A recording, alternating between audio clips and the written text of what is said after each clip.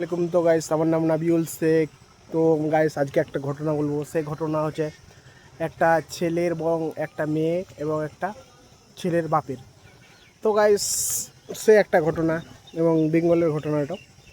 তো গাইস, সে ছেলেটা এবং মেয়েটা কী করে, যখন কুরবানি আসে, পরব আসে, ঈদ আসে, তখন এবং ঘুরতে যায়। যেহেতু গাড়ি থাকে না, মোটর সাইকেল থাকে না, তখন এখন তো টোটো এসছে। তো গাইস, তখন টোটো ভাড়া করে মেয়েটা মেয়েটা ভাড়া করে এবং সবাই মিলে সেহেলি এবং সবাই ভাই, যারা দূর থেকে সম্পর্কে ভাই, সবাই মিলে ঘুরতে যায় এবং গ্রাম পাক দেয়। এবং আমরা যেমন এখানে ওখানে যে মোটর সাইকেলে, তারা কিন্তু যায়, তারা কিন্তু টোটো ভাড়া করে। তো গাইস, টোটো ভাড়া করতে করতে এবং ঘুরতে যায়, ঘুরতে ঘুরতে তখন মেয়েটা মেয়েটা ঘুরে এবং সন্ধে লেগে যায়। তখন আবার আবার কুরবানি আসে, তখনও ঘুরতে যায়। তখন একটা ছেলে, পাশের গ্রামের ছেলে, ওদেরই পাশের গ্রামের ছেলে, সে মেয়েটাকে ভালো লাগে এবং ভালো লাগে। তখন বলে মেয়েটাকে যে বলে যে তোমার বাপের বাড়ি কোথায়? তখন বলে যে এই আমার পাশের গ্রামে।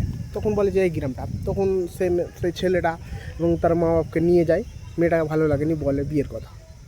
তো গাইস, তারা বলে যে হ্যাঁ, বিয়ে দিয়ে দেবো, এখন বয়স হয়ে গেছে। তো গাইস, তখন সেই ছেলেটা বিয়ে করে। বিয়ে করতে করতে মেয়েটাকে বলে যে বিয়ে করবো। তো গাইস, তখন বিয়ে করে এবং সে তখন একটাই বলে একটা বাইক নিয়ে আয় এবং একটা সোনা দানা কিছু অল্প স্বল্প করে নিয়ে। এবং ছেলেটা কিন্তু একটু বড় লোক। তো গাইস, তখন আর মেয়েটা একটু গরিব। তখন বিয়ে হয়ে যায়। বিয়ে করতে করতে তখন তখন এমনি করতে করতে ভাই নতুন নতুন ভালো লাগে এবং ঘুরতে যায় এবং ভালো লাগে। তখন একটা একটা সে মেয়েটা ডেলিভারি হয়। ডেলিভারি হতে হতে একটা বয়স হয়ে যায়। তখন একটা বাচ্চা হয়, বাচ্চা এবং মেয়ে বাচ্চা, ওটাই অভিশাপ হয়ে যায়। তখন মেয়েটা কী করে যে যখন একটা বেটি পয়দা হয়, তখন মেয়েটার যেটা বেটি পয়দা হয়, ওই ছেলেটা যে একটা লবটা একটু কাটা। তো গাইস, তখন সেই ছেলেটা হসপিটাল থেকে আসে এবং বাড়িতে আসে।